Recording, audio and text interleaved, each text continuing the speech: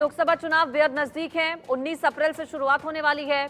हमारे संवाददाता दीपक विश्वकर्मा ने छत्तीसगढ़ के डिप्टी सीएम अरुण साव से खास बातचीत की है। एक बार वो आपको सुनवाते हैं। लोकसभा चुनाव का बिगुल बज चुका है। पार्टियां मैदान में हैं और अपनी अपनी दावेदारी तय कर रही है और सभी 11 में से 11 जीतने का दावा कर रहे हैं। हमारे साथ उप मुख्यमंत्री अरुण साव हैं। उनसे समझते हैं कि आखिर कौन कितनी सीट जीतेगा और भारतीय जनता पार्टी किस तरीके से चुनाव लड़ेगी। 11 में से 11 का दावा किया जा रहा है। आप लोग कितने की बात कर रहे हैं? ये दावा हमारा ही है कि हम 11 की 11 लोकसभा सीटें जीतेंगे।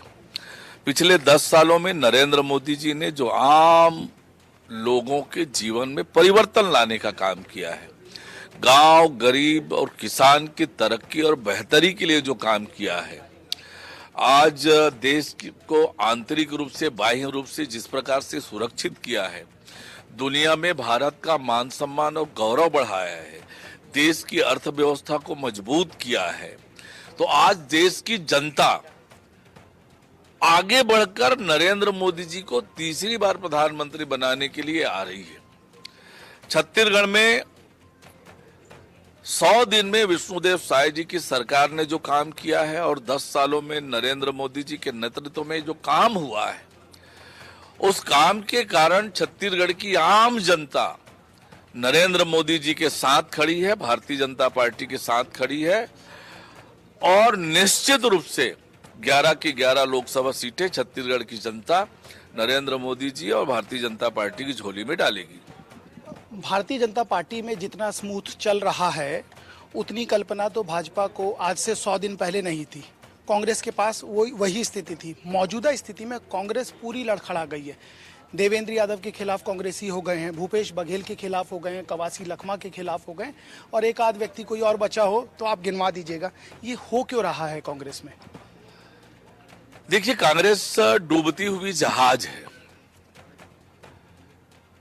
और डूबती जहाज होने के कारण से जो समझदार लोग हैं उस डूबती हुई नाव से कूदकर बाहर आ रहे हैं और आपस में लड़ भी रहे हैं। जिस प्रकार से कांग्रेस के प्रत्याशियों को कांग्रेस के कार्यकर्ता और पदाधिकारी ही स्वीकार नहीं कर रहे हैं, तो जनता कैसे स्वीकार करेगी उन्हें। और इसीलिए हमने कहा कि 11 की 11 लोकसभा सीटें भारतीय जनता पार्टी जीतेगी। लेकिन जो कांग्रेस में उथल पुथल चल रहा है, उसके आरोप भी आप ही लोगों के ऊपर लग रहे हैं कि आप ही लोग बैकडोर से इन नेताओं को हवा दे रहे हैं। देखिए, भारतीय जनता पार्टी के साथ जनता पूरी ताकत से खड़ी है और इसलिए भारतीय जनता पार्टी को कांग्रेस के अंदरूनी मामलों में दखल देने का, कांग्रेस के लोगों को अपनी पार्टी में मिलाने के लिए कोई प्रयत्न करने की बिल्कुल भी आवश्यकता नहीं है। आज कांग्रेस के नेता क्यों कांग्रेस पार्टी छोड़ रहे हैं? कांग्रेस में कोई नेतृत्व नहीं है, कांग्रेस के कोई कार्यक्रम नहीं है, कांग्रेस ने कभी कुछ ऐसा किया नहीं है कि जनता उनके साथ हो। जब जनता दूर जाती है तो राजनीतिक कार्यकर्ता भी दूर जाता है उस पार्टी से।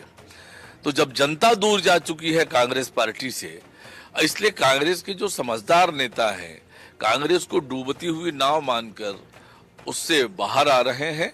भारतीय जनता पार्टी तो देश की जनता की सेवा, प्रदेश की जनता की सेवा में लगी है। कांग्रेस पार्टी को कमजोर करने के लिए हमारे पास समय भी नहीं है। हम तो जनता की सेवा में मोदी की गारंटी को पूरा करने में लगे हुए हैं और इसलिए ये जो आरोप है ये बेबुनियाद और निराधार है। छत्तीसगढ़